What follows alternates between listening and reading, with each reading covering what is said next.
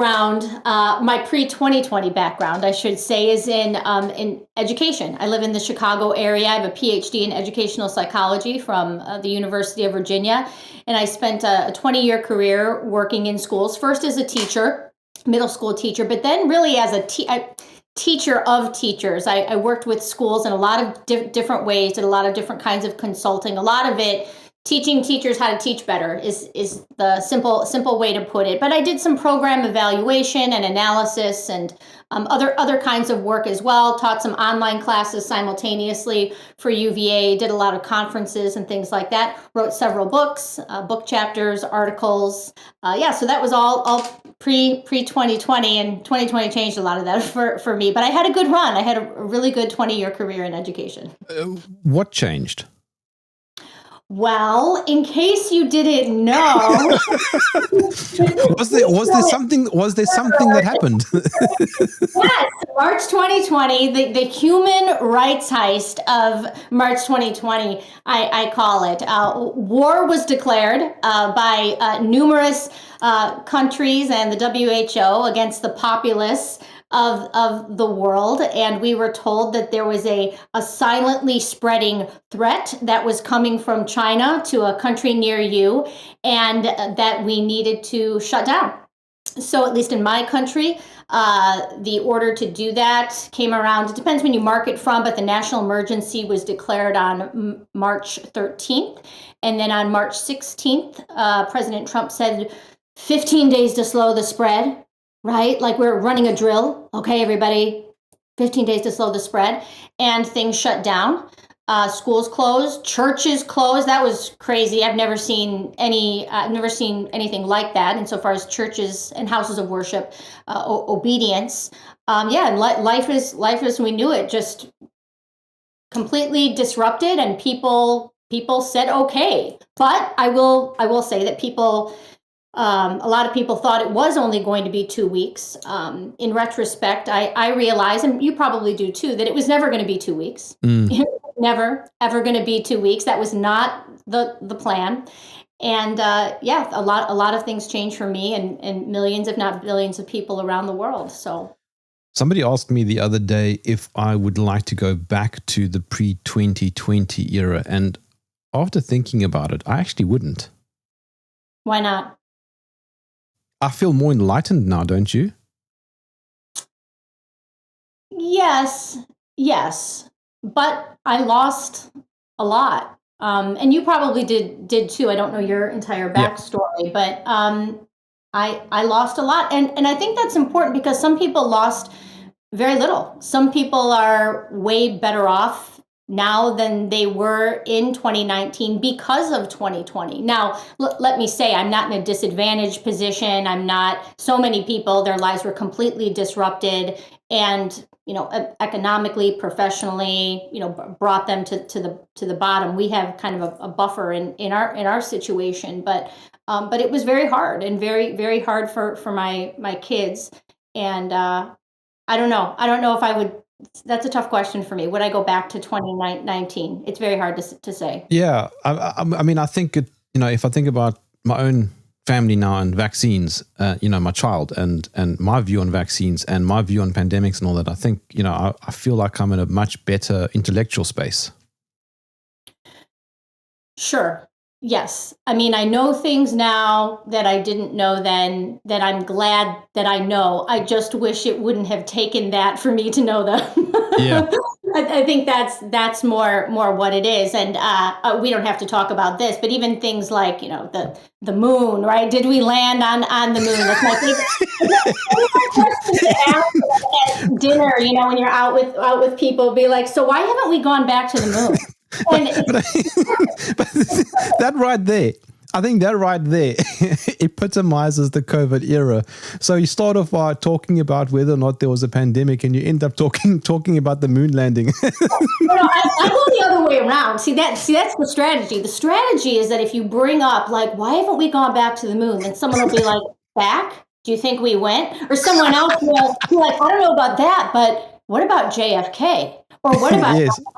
right? And so it's a back doorway of getting to the pandemic, because opening a conversation with, so I don't think there was a pandemic, what do you think? We're not there yet. We're not there yet.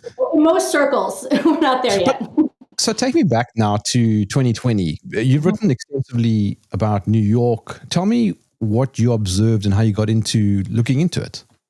Sure. Well, I didn't really start looking into the mass casualty event of spring 2020 in New York till maybe 2021 or so. There was such a shock and awe campaign in 2020, and I have 2 kids. My husband was deemed an essential worker. He's in restaurants, so he's still going to work. So I was just trying to figure out what was going on. In Chicago, we have every death that is processed by the medical examiner is in a public database. So I was poring over that like you would not believe. I was never afraid of the virus, but I was trying to figure out like who is allegedly dying of this thing. But in 2021 or so, when I was looking with some other people I was in a group with at New York and looking at just the scale of the event, 27,000 extra people allegedly died in 11 weeks, most of it in 6 weeks, 10 times the number of people that died in the World Trade Center disaster in excess death. It's unbelievable. It has to be the biggest non-war casualty event in U.S. history. And so you can see in my tweets, and when I started substacking more about it in July 2022, excuse me, I was kicked off of Twitter temporarily for about 5.5 months. You can see me just going through in an inquiring mind wants to know fashion, like what happened here, everyone, and trying to probe and dig into data and request data from different agencies and entities. And I have to tell you that when I started out, I didn't really think, oh, this might be fabricated or, in part fabricated or a manipulated event. But a couple years later, it was impossible to ignore and to deny. So, and now I think that data sets around the world are probably manipulated, almost certainly New York City, and then Bergamo, Italy. That's another just incredible event that's unprecedented, that is not corroborated by on-the-ground evidence, and I'm not buying it. I just don't buy it. Would you mind unpacking that a bit more, the New York data? What makes it so incredible? What makes it so incredible is that, actually, like everywhere in the world, you have nothing going on in any time series data of any kind. So not just death, the number of deaths that are happening each day, but 911 calls, ambulance dispatches, anything having to do with emergency department visits. Everything is normal. Then, all of a sudden, President Trump says 15 days to slow the spread, and you see the data really near synchronously, every kind of data shoot up. The deaths go from, I think, about 125 to 130 a day to day after day after day of 1,000+ deaths. It's incredible. All places or settings of death rise pretty near simultaneously. All ancestry groups rise pretty near simultaneously. All age groups rise pretty near simultaneously. And it's just not what you would expect, or what we were led to expect would happen with a spreading virus. And this analogy isn't mine, it's my colleague Jonathan Engler's that he came up with from looking at similar data in northern Italy and Lombardy. And you would expect a spreading disease to build sort of like a forest fire. If somebody left a barbecue on, or somebody lit a match, on one tree, you would expect to see signs or smoke signals, if you will, in the data building up. Instead, what we see is something like a bomb. Actually, not just one bomb, but repeated bombs going off over and over again. And in New York, too, we have something that we don't really see anywhere else, and we have a massive increase in deaths among younger groups, ages, beneath age 60 or so. In the age groups of 25 to 54 years old, deaths rose almost 200% base to peak. I mean, even for people who believe in COVID or believe that there was a new disease on the scene, that's pretty incredible. And we have no real corroboration from smartphones, right? I mean, there's a lot of people in New York with smartphones, right? We don't have video of bodies being managed. We don't have a memorial to this event. We don't have documentaries about it. The number of bodies that are purported to have been handled in hospitals is incredible, but we don't hear testimonies to that effect shortly after the event or even many years later. So it's just not adding up. And I like to contrast it with 9/11. I don't know a lot about 9/11. We don't have to get into that. That's somebody else's rabbit hole.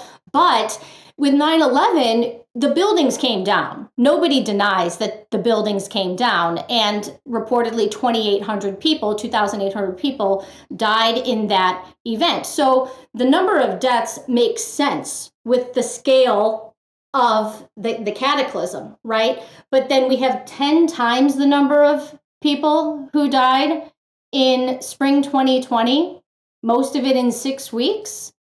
But we don't really have any evidence of it. So we have a lot of dogs that didn't bark. That's a simple way of putting it. When you say there isn't any evidence of it, are those numbers corroborated with actual names of people? Only the people who are buried on Hart Island. New York City is pretty unusual in the United States in that it has, for its public burial, so people who don't have loved ones or can't afford a private burial, all New York City residents are entitled to a burial on Hart Island. And it's unique because it's an island, right? And it's pretty hard to access. So those records, the names and some basic information of the people who are buried on Hart Island are available. That's about 1,900 people, if memory serves, and we have a total casualty event of the whole period of 38,000 people. 27,000 is excess.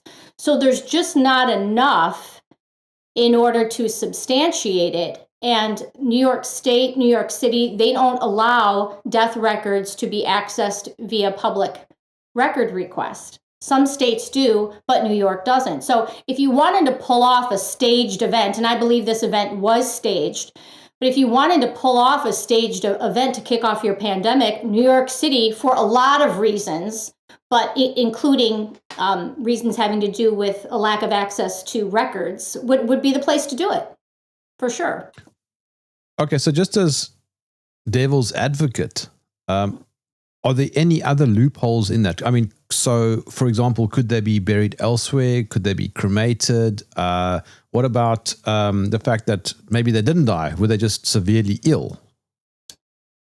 Sure. Well, what I question is the all-cause. I have it on a little piece of paper. I don't know if that's going to show up.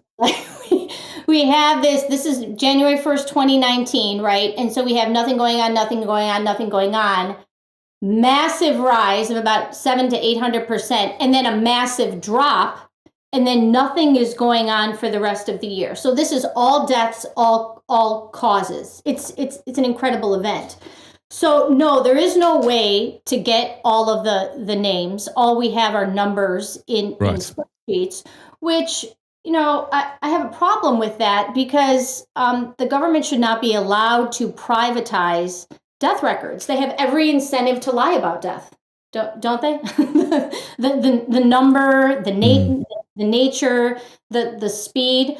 So I've written a lot about how this could have occurred data engineering wise, what we could be looking at here. We could be looking at some deaths that occurred beforehand and afterwards and that were pushed up into the curve. We could be also looking at some fabricated deaths, like just hit some extra digits. But this is not an observed, I'm talking to the scientists here, this is not an observed event. Just because we have numbers in spreadsheets doesn't mean that those are observations or necessarily representations of death records.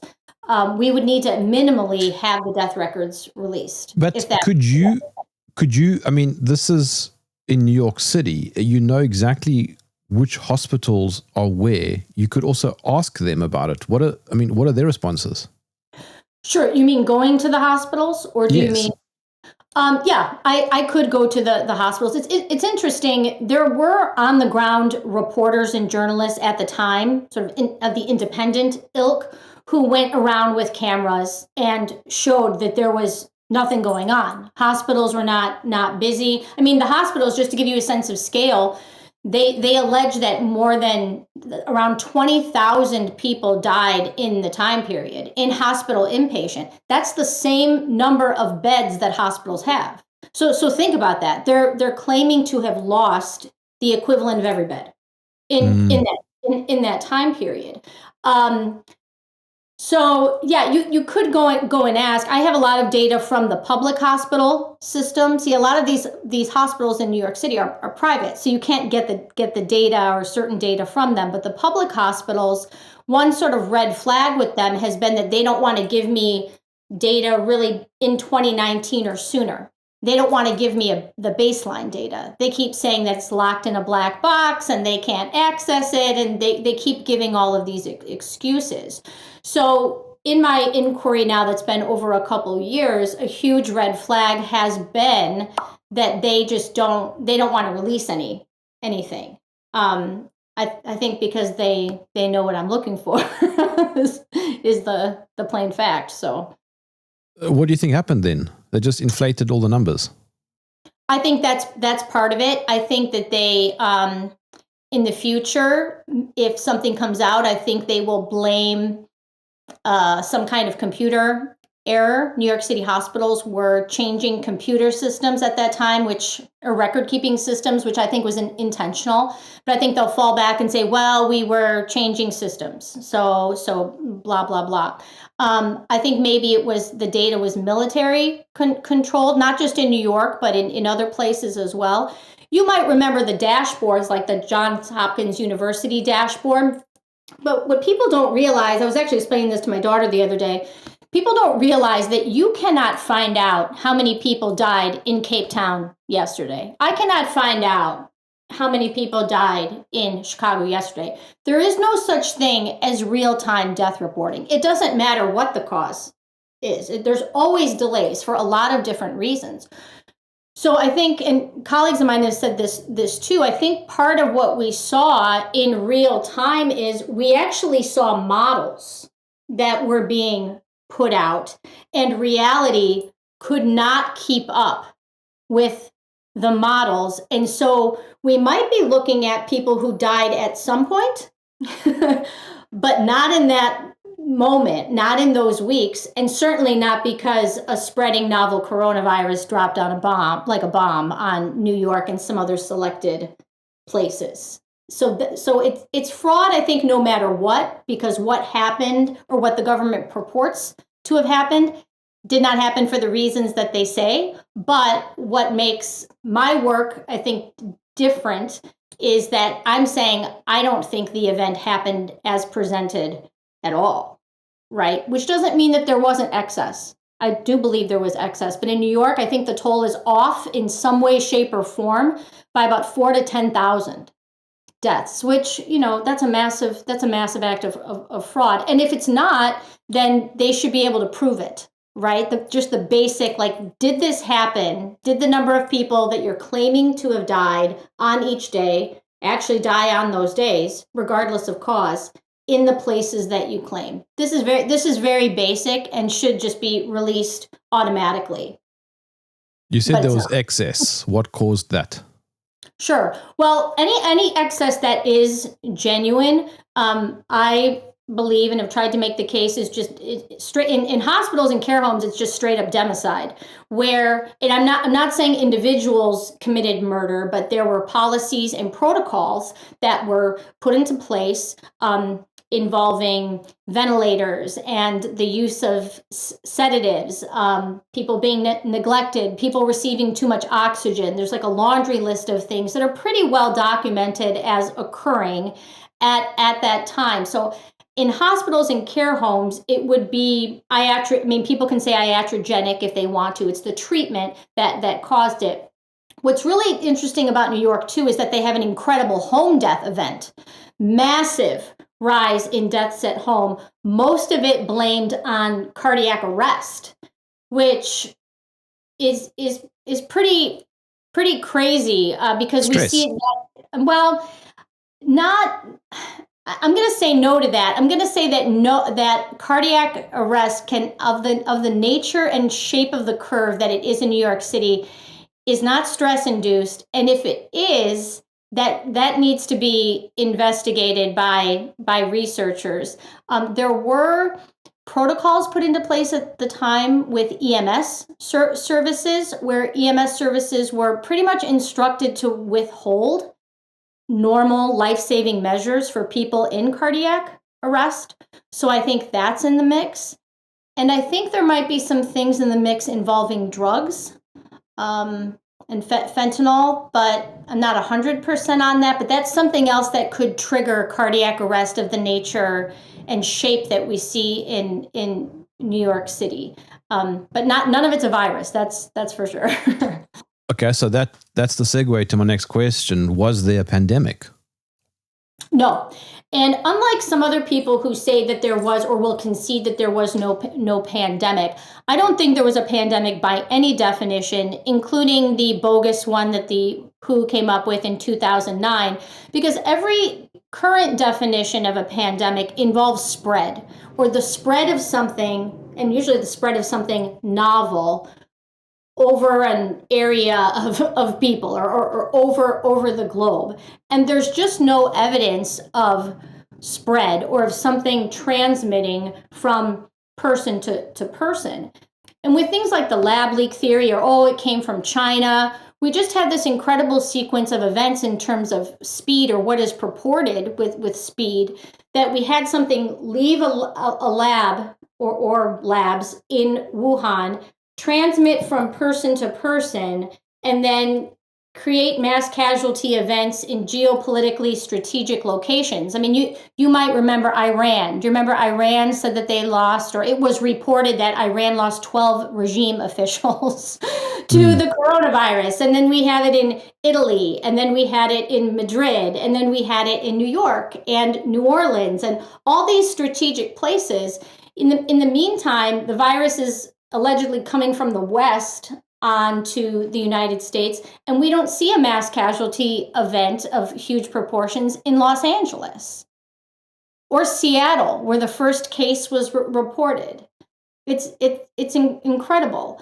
So we just don't have the evidence for what the government or what the official story alleges actually occurred. I think we just have lies and lies about lies. Unfortunately. So there was no pandemic. Was there a novel virus, though? I don't see evidence of one. Of course, I've come to the place where I'm like, what is a virus? I mean, these are really just basic questions. I am not a scientist. But what is a virus? And I've had conversations with virologists, like, how do you know that a virus gets passed from one person to another? Like, my husband and I sleep together and have for 27 years, but we've never been sick at the same time. So if I don't get sick from him, or if I don't catch a virus from him, how can I catch it from the guy at the grocery store? And how do we know that these things transmit? And there's just not a lot of evidence for it. What we have is testing. We have the launch of testing that purports to detect these viral things, and then it creates an illusion of something spreading. But without the tests, you wouldn't have a sense that anything was going on, right? And I don't know about in Cape Town, but in Chicago, where the second case in the United States was announced, I didn't know anybody in those first 6 months of 2020 who got sick or who was getting sick. So again, our experiences contradict what we were seeing on the screen. And it's amazing how the government, I'll just use that term, they were able to create the appearance of something that really contradicted our own experiences and make people think that they were experiencing something that they weren't experiencing at all. And unless your experiences were different in 2020, we didn't have anything going on here except for what they said was going on in nursing homes and hospitals, right? But we had a lot of theatrics. There were refrigerator trucks. There was Andrew Cuomo giving a press conference every day. But meanwhile, we don't see bodies in the street. We don't see bodies. I didn't see either. Right. So, in some ways it is like the moon landing. I'm sorry to bring that up again, but, but that is sort of, one of the instances where you go back and you're like, did you really see what you think you saw? But this is the thing. This is the thing, Jessica. If there was a deadly pandemic, it would have been self-evident. It wouldn't have required billboards and mass media marketing and everybody constantly telling us that there is a pandemic. Right. And I think that feeds into the psychology of what you're talking about, where people started believing something. Yeah, they did. They believed the numbers on the screen. They believed, I think because people have been told and taught, at least in the United States, and certainly healthcare workers, but others too, we've been taught certain things about pandemics of the past. And we've been taught that a pandemic is coming, a pandemic is coming. We've been told pandemic ghost stories. I don't know if you know Miriam Abadi, that's her metaphor, like that people were told these things, and the pandemic planning industry told themselves those things. Do they believe it? Probably. Some of them do. But so they kept portending a pandemic. In the meantime, we had the expansion, again, at least in the US, we had the expansion of flu testing and flu surveillance programs, started surveilling coronaviruses. So what you see leading up to 2020 looks very much like this concerted effort to maybe find something that can be blamed as a pathogen, right? Something that can be staged as a new disease. And this new disease, you might remember, COVID doesn't really have any unique properties that are unique to the disease. The laundry list of symptoms is completely unremarkable, and not having symptoms is also a symptom. Did you know that? So yes, we asymptomatic.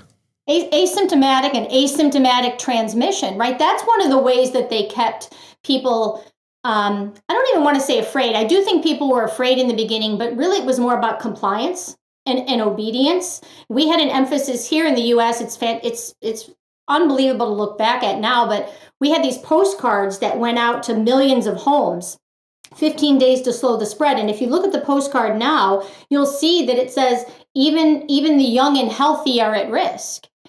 Oh, they were almost like war leaflets. It's like we were simulating a war. Like you send out these leaflets, like the keep calm, carry on, but stay home, save lives.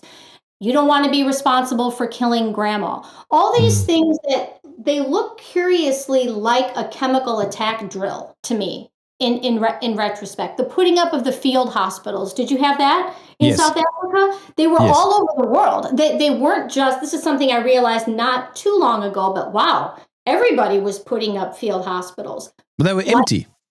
And they were empty, but I would say that they were part of a drill. They were part of a very successful militarized drill where the world is pretending that we're going through a war against an invisible enemy, as Donald Trump and Andrew Cuomo like to call it, with these press conference updates every day.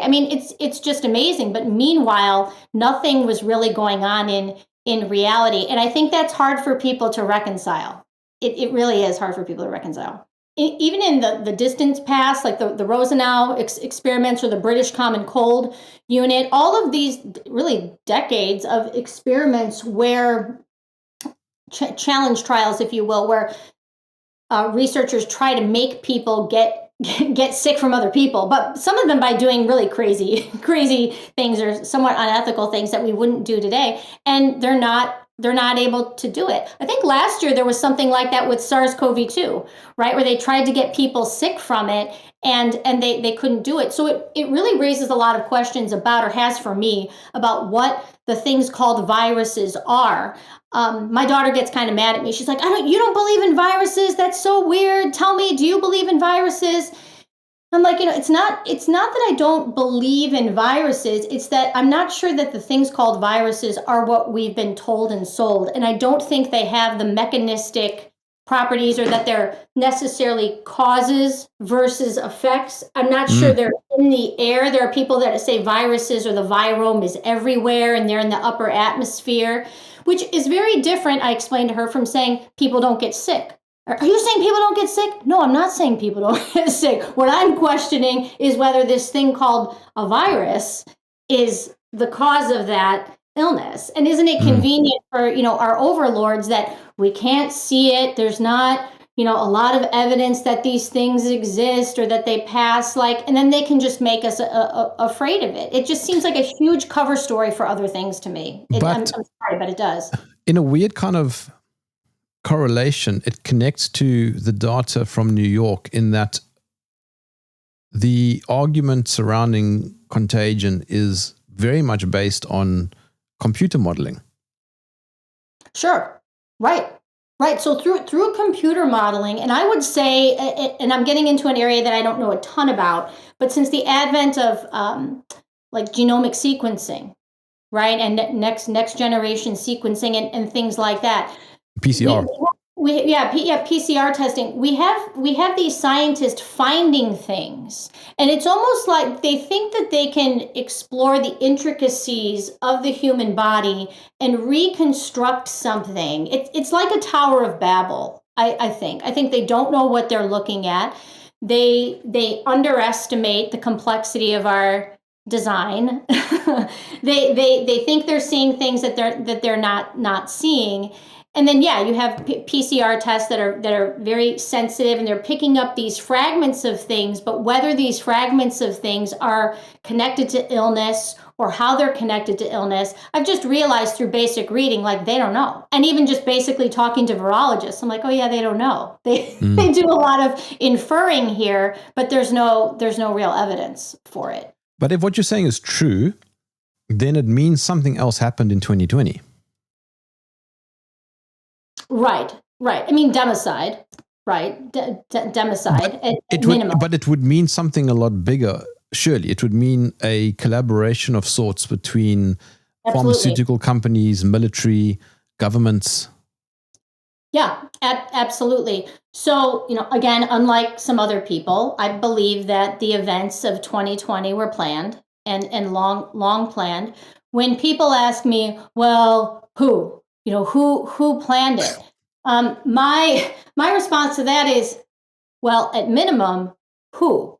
The WHO. That's the front-facing entity that sounded an alarm in late 2019. They told us there was a pandemic. They put out this PCR test. At minimum, they are perpetrators, as are government and public health officials of every major country in the world that agreed that there was a pandemic and declared an emergency.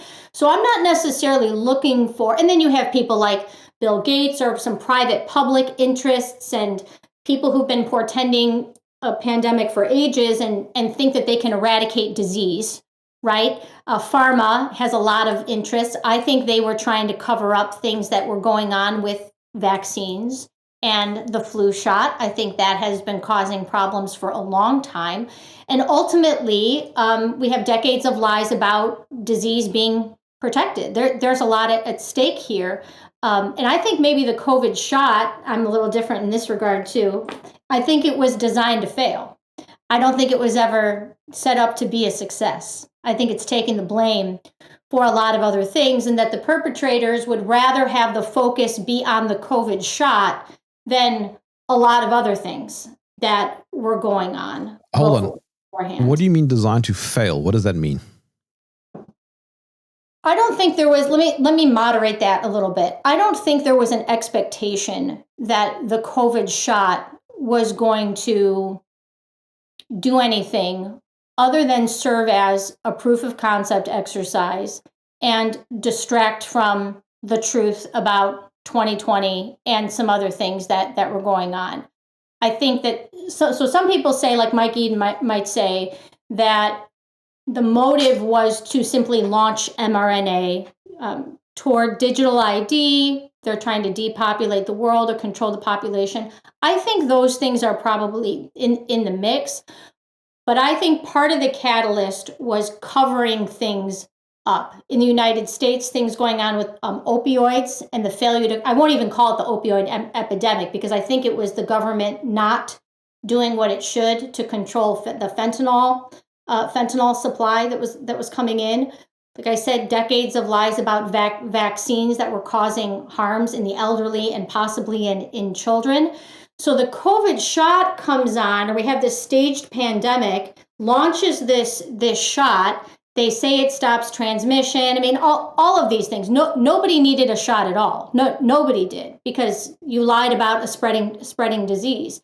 But I think that they never really had any expectation for it to do much other than to serve as an excuse to launch mRNA and to distract from other things that were going on. And, they did, I think they lie about uptake data too. I don't trust the uptake data, but, Operation COVID was a success. I mean, they proved that they could use a story, numbers on a screen, and get us to obey, and that they could get a huge percentage of the population afraid enough to take an injection. I don't know anybody who took the COVID shot who wasn't afraid in some way, afraid they couldn't travel, afraid that they wouldn't be able to go to their ladies' lunch and hold their head up, afraid that their kids wouldn't be able to go back to school, afraid that they wouldn't kill their grandma. Do you see what I'm saying? Yeah. So I just think it was a huge success. And even though I support the work of so many people that are uncovering the harms, like the real physical harms that the shot did to people, I think without also calling out the fake pandemic, we're sort of still right where they want us to be. That they're okay with that. So again, that's a minority viewpoint, but that's how I see it at this point in 2025. So in 2020, Trump was the president of the US.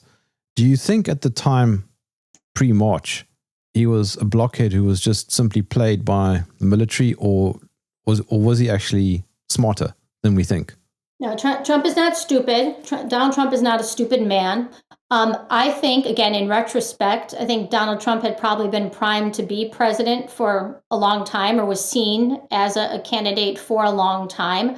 I'm not sure that in 2016 that his victory was as surprising necessarily as some people would think. If you're thinking from a planned pandemic point of view, Donald Trump is the perfect hyper-reality pandemic TV show president. I mean, it does not get any better than Donald Trump at the podium on the White House lawn saying that Elmhurst Hospital is overwhelmed and we need to extend the shutdown another 30 days. I mean, it just doesn't get any better than him. So, how much he knows exactly, I don't know, but I do believe he was primed for it, for sure. And I think a lot of presidents and world leaders had been, probably over the past few decades, right? Primed to this idea that a pandemic was coming and they may be the president when the pandemic hits, right? And I think they're primed like that for a lot of disasters and a lot of emergencies, right? But, Donald Trump loves a war. I think that's he's great for a war from an entertainment stamp, and now he's back, and now he's back. So I don't think that's a mistake either, by the way. I ask that because there was no pandemic, as you say. So what the hell was warp speed? Well, I mean, warp speed advanced the development of the shot, right? I mean, is that so? What are you asking? Why did he do that? Yeah, but he very proudly proclaimed warp speed and the beautiful vaccine. Yeah, early on. I think he started talking about it in January 2020. if I'm not mistaken. So again, regardless of what you think about Donald Trump, I think people can at least say, because I have a lot of family who loves Donald Trump. So I'm like, listen, can you at least say that he had been conditioned to think that he was going to save the world? Yes. Right? And that this was his war. This was his battle. You see in September 2019 that there's an executive order regarding the influenza vaccine, and the need for new platforms for an influenza vaccine. So I think at the very least, he was being told that there were some things he was going to need to step up and do, right? And how convenient that the virus came from China, right? I mean, it doesn't get any better than US versus China. China. Yeah, it's the China virus. And so, I mean, you and I were chatting before this, and you said, oh, now it's the lab leak, and Trump's embracing the lab leak. He always embraced the lab leak. He always did that. And the lab leak, wet market, that was planted from the very beginning. You go back and you look at January 2020, and the lab leak is painted as a conspiracy. It doesn't matter. All press is good press. And these dueling narratives, these two lies were launched at once, right? You have these two lies, but the real lie is there was nothing spreading. But as long as you don't question whether anything new was spreading at all, right, you're fine. You're right where you want to be. So we keep seeing this back and forth that just is ridiculous to me. Yes, but it creates a very interesting dynamic, because if he's pushing the lab leak narrative and there was no lab leak, that means something else is going on, and it's not about a biological event, it's about a geopolitical event. Sure, which it always was. I mean, I think, and I actually think that that's what pandemics have always been. They're creatures of social science, economics, politics. They're not biological realities. Can there be localized epidemics involving certain things, especially with bacteria or things that are in the water or things in the food supply? Sure, absolutely. But this idea of a global spread is just ridiculous. And if you think about it, I was saying this to somebody the other day, March 2020, what happened in March 2020, they could not have gotten that from a war, from a real war. I don't think that kind of shutdown would have happened even if China had launched missiles. I don't think we would have seen it. So they got better than a war in 2020. And I think that's what people need to realize, and they need to realize how they created the illusion of a threat. And so I think we need to not just be fighting against the mandated vaccines of any kind, but of testing. Testing is a huge part of the illusion. We saw it with SARS-1. We saw it with the swine flu hoax. I would call that another kind of staged event. And they can do it again. But even if they don't run the pandemic exercise again during your lifetime or mine, the idea that they can create these appearances of a threat and just tell you that there's a threat without having to substantiate it, I think that's sort of the scary part. I'm not hopeless, though. We can just say no. In some ways, I think we should just laugh at them. Like, no, I'm sorry. That is complete BS. You're talking about bird flu? No, I'm not buying that. We just have to reject it outright. That's the answer, because our elected and appointed officials, I mean, like here we've got Jay Bhattacharya as the NIH director now. I mean, do not depend on him. Do not depend on our RFK. When you are in the doctor's office and they say, hey, it's time for your flu shot, no. I mean, be confrontational about it. That's what it's going to take. We have to starve the beast at the individual level, but we kind of all have to do it. It's like with the masking, although not enough people did that, right? But you have to say no to the forced covering of the human face. That's the answer. Yeah, we were talking about Trump and the beautiful vaccine in 2020, but now in his second term, he's pushing it again. With Stargate, and you've got RFK who's all over the place with vaccines. One moment he's opposed to them, next minute he supports measles vaccines and polio vaccines. What is going on? I have no idea. And, I did vote for RFK as president because he was on the ballot in Illinois. And I said I wasn't going to vote for anyone who was in elected office in March 2020. So I did vote for him. And I do think he's promising as somebody who would be or could be willing to just blow it all up, as they say. However, he's probably made some concessions to not blow it all up. Otherwise, he wouldn't have taken the position. So, you or I are never going to be in that position because we would just walk into it and be like, no more vaccines, right? And I wouldn't even care if I was fired or assassinated or whatever. But, he and somebody like Jay Bhattacharya aren't going to do it. So I think there's a problem with continuing to look at these leaders as though they are the answer. They're not. In a lot of ways, they're the problem, or they're caught up in the system. And it isn't until we say no and starve the market, because money talks, right? So stop saying yes. It's like the digital ID stuff, or when they want to scan your picture at the airport. I've said no every time. No, you may not scan the picture. But do you think Kennedy's got a gun at his head?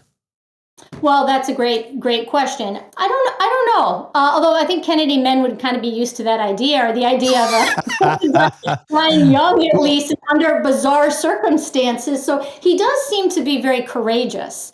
Like if I was sitting down with him, I'd be like, bro, like, what are you doing? Can we talk about like what's the end game here? I mean, but the placebo trials, right? That was announced. Oh, we're going to do placebo trials for everything. No, we need to be talking about criminal trials. Why are you talking about placebo trials when we need criminal trials? So, but I'm not depending on him. If you don't depend on these people, then you're not disappointed. It's your fellow human being in your real life that you have to try to empower and embolden as much as you can, in American Revolution style. That's where I'm coming from here, in case you can't catch that vibe. In the US, has anybody been held accountable for anything to do with the COVID event? No. And in fact, I want to give a shout out. I don't really know anybody who has done an actual apology for anything that's happened, except there is a superintendent of schools in Illinois. Now his name is escaping me. This is terrible, but I've done a Substack on him. But he, in 2022, wrote a formal apology to parents and students and said, I'm sorry that we made your kids mask. I'm sorry that we quarantined them. I mean, a real apology. If there are other examples of that, I'd love for people to send them to me so that I can highlight them, using my teeny little platform. But no, and there haven't really been calls for accountability among we the people. It's very strange, but I think we're in this space where, if you got the COVID shot, you're like, okay, like I sort of bought into it. So that's why I'm not into shaming people who got the shot. I did not. But I didn't tell anybody else to get it or not, because I'm very libertarian on that front. I'll tell you not to drink a cheap red wine. I'll tell you not to get your filet mignon cooked well done. That to me is an aberration. But I'm not going to. Seriously, I mean, there are priorities. But, it's hard for me to tell you to not get a certain medical thing done. That's very difficult to me. But this is a problem, Jessica, that I have noticed, or not a trend that I've noticed since Trump won his second term. There's a lot of kicking the can down the road because the support for Trump outweighs actually what was happening. Yeah. So if Trump says it was a lab leak, suddenly it reinforces the idea that there was a pandemic, and now a big part of his support base now believe that there was a pandemic. Right. And he has a vested interest, right? I mean, he can't say, wait a minute, there was nothing spreading, because as you said, he ordered the vaccine. So I don't see how he can ever go back, unless there's some kind of setup where it's like, oh, the data was bad or something like that. But yeah, I think people are hoping that there's going to be some kind of accountability through Donald Trump, but he's culpable. Donald Trump, Andrew Cuomo, former governor of New York, Anthony Fauci, they are all New Yorkers, by the way, and they are all on the same page. I guarantee that they are all protecting the pandemic narrative. And so really for me, it's been so freeing. And I know Nick Hudson has said this too. when you realize there was no sudden spreading virus transmitting, it's like scales fall from your eyes. And then it's also very overwhelming, by the way. It can be very burdensome, but then you see their game. You see that what they're protecting, it doesn't really have to do with the origin of the virus. SARS-CoV-2 could be a thing, by the way, some kind of identifiable thing. That's why I focus on spread. There's something spreading that was causing a new disease, right? But they want to keep our focus on the attributes of SARS-CoV-2 and the spike, and we know it was man-made, and all of this. But then when you ask some of these people, well, how did it get from the lab to everywhere else in the world? They can't really explain it. And now there's movement toward, well, it was from the US. It's from the US's labs. It's like, oh my gosh, now we've changed the scene, right? We've changed the scene of the crime, but it's the same story being told, and no one can answer where was this thing in the data before emergencies were declared and the deployment of mass testing took place. And nobody wants to answer that. RFK is not going to answer that. I'll tell you that much. Well, no, because he also thinks it came from a lab. Yeah. Well, he's been saying the Wuhan. Where's the book? I mean, like this. Sorry. And this had a lot of contributors, by the way. Okay. I mean, RFK didn't write this book, right? I mean, I think we knew what the RFK story was going to be when this came out, right? So I don't think people should be surprised. It's tough when you write a book and you don't sort of leave room for error or uncertainty. When you do this, it's a little hard to get away from, isn't it? Right? So it's just, I almost feel like I have to apologize to the rest of the world, but it's not only a U.S. operation. No. I think Germany is very culpable in a lot of things.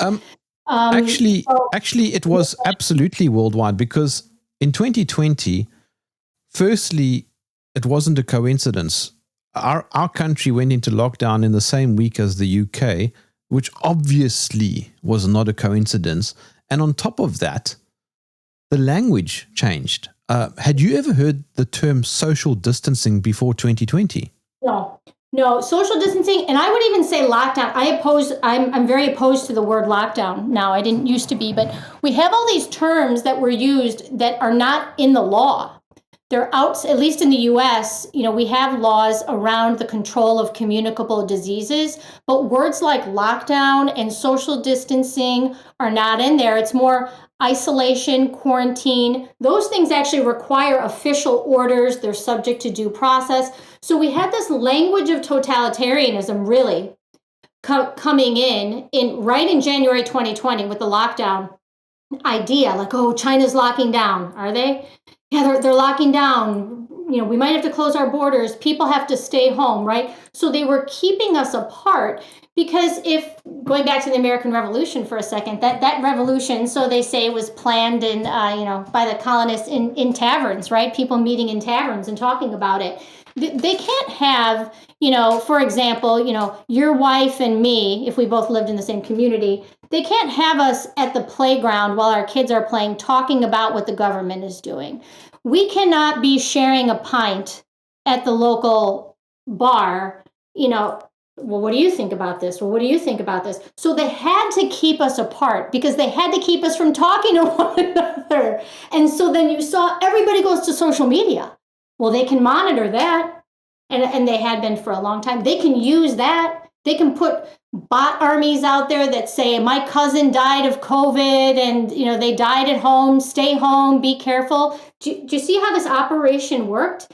It's scary, but I think if we see their game and we're just able to call the bluff on it, that's how we disempower it. However, add a caveat, because somebody listening to this will invariably point this out. The term social distancing was used before 2020. I don't know if you saw a movie called Contagion. I had never heard of that movie until 2020, but it came out in 2012, I think, and it had big name actors in it, and it was on Netflix. So we watched it, and the hair on my arms stood up because they used the term social distancing. There was a coronavirus outbreak, and that was the same thing. It was almost the same thing as what happened in 2020. And somehow I'd never seen or heard of this movie and the term, but there it is. Yeah. It's interesting to go back and watch. What's the other movie like that? Have you ever seen Arrival? I think so. Alien one. Like, I watched that not too long ago again, and I'm like, oh look, before she encounters the aliens, they're having her take a vaccine. Or is it the hiding place? What's the other one where the aliens come and they have to be quiet?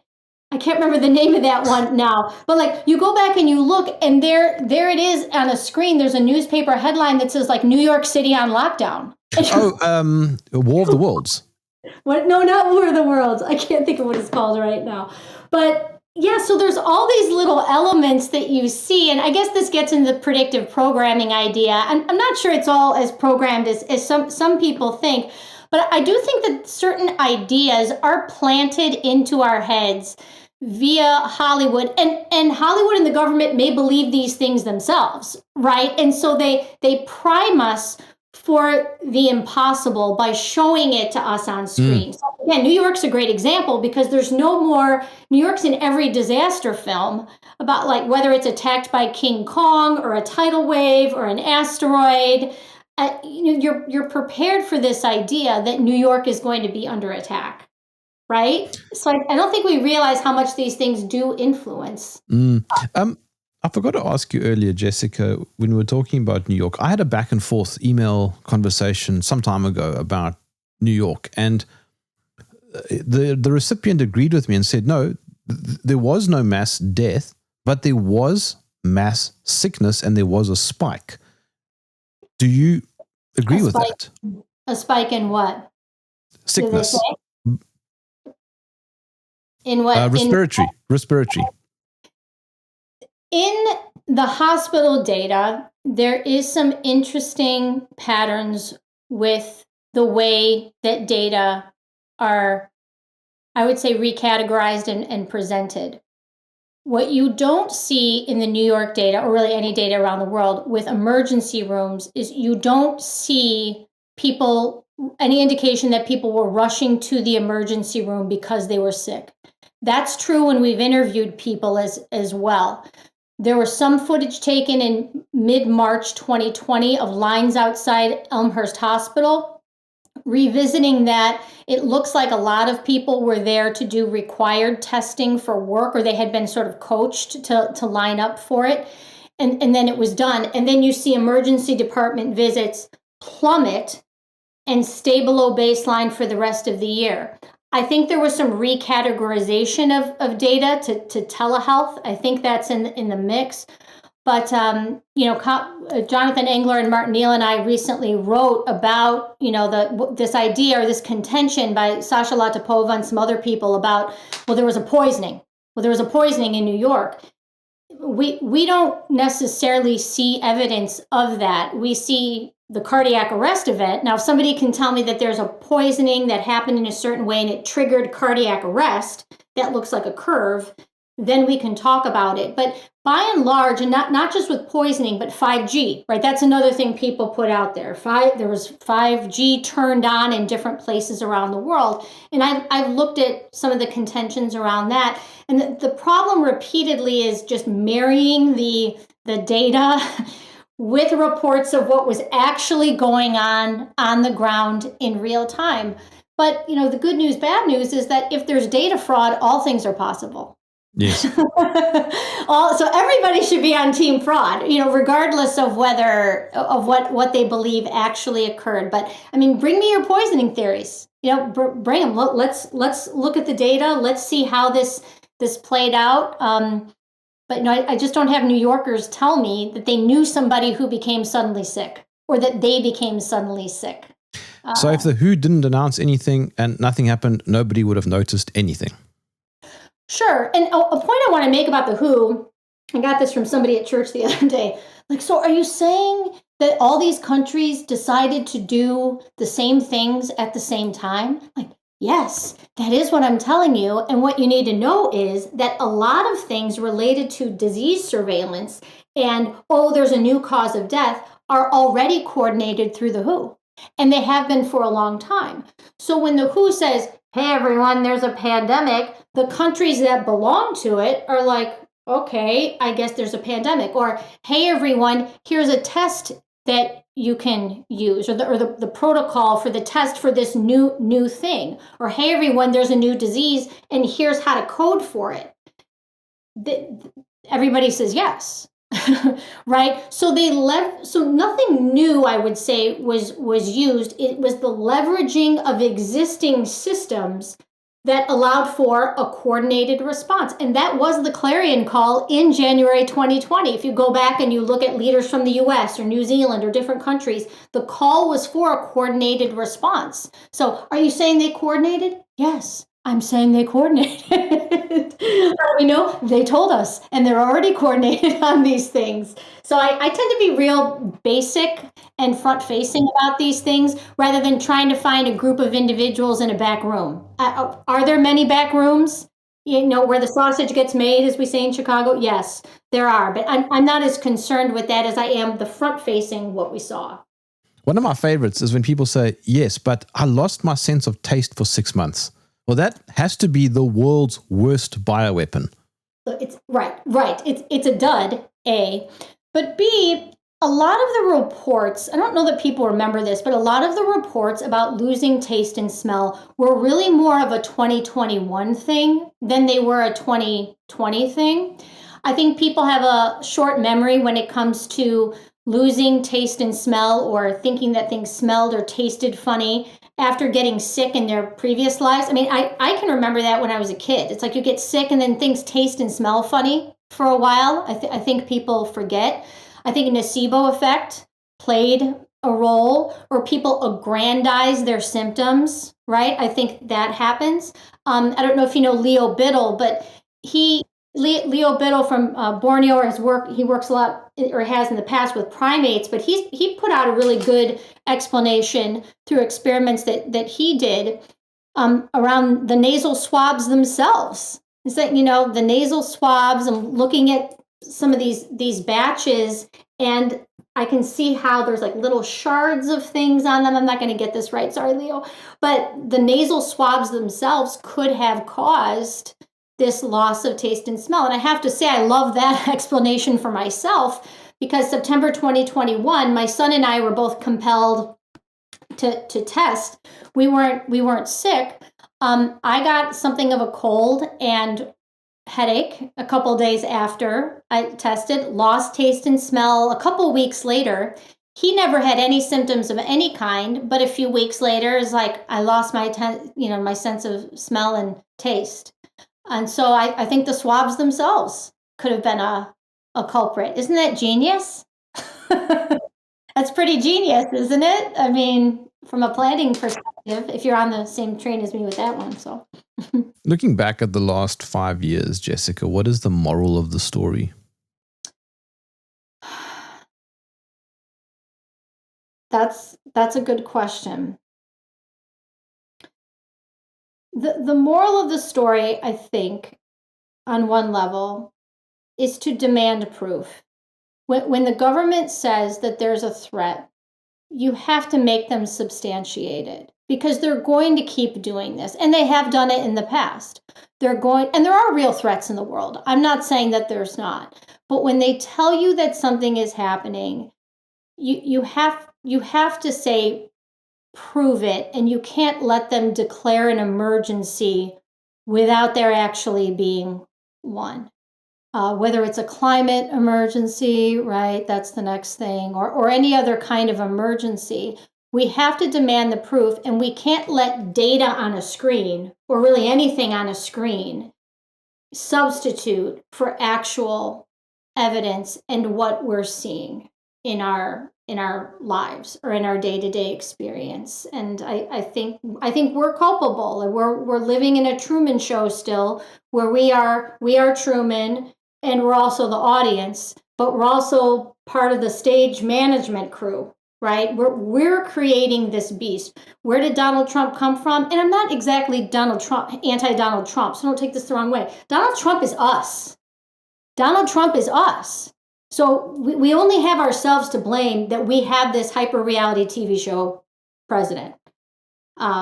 and I could say that for a lot of other world leaders as well, but it's a representation of us. So the lesson learned is to look, inward, right? How we're culpable, and we're feeding the beast. Jessica, how can I follow your work? I am on Substack at woodhouse76.com.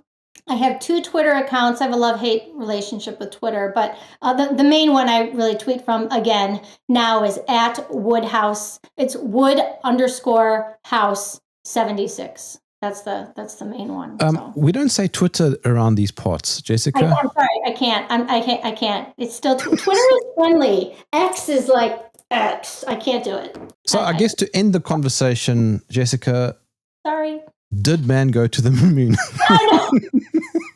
Well, women have not, and you have to ask yourselves: is the reason that they didn't send a woman is because the woman would call BS on the whole operation? Here's the other takeaway: if it aggrandizes man's ability over God's, it's probably a scam. Think about that. Is man as powerful or more powerful than God? It's not. Nope. On that note, Jessica Hockett, thank you for joining me in the trenches. You're welcome. Thanks so much for having me.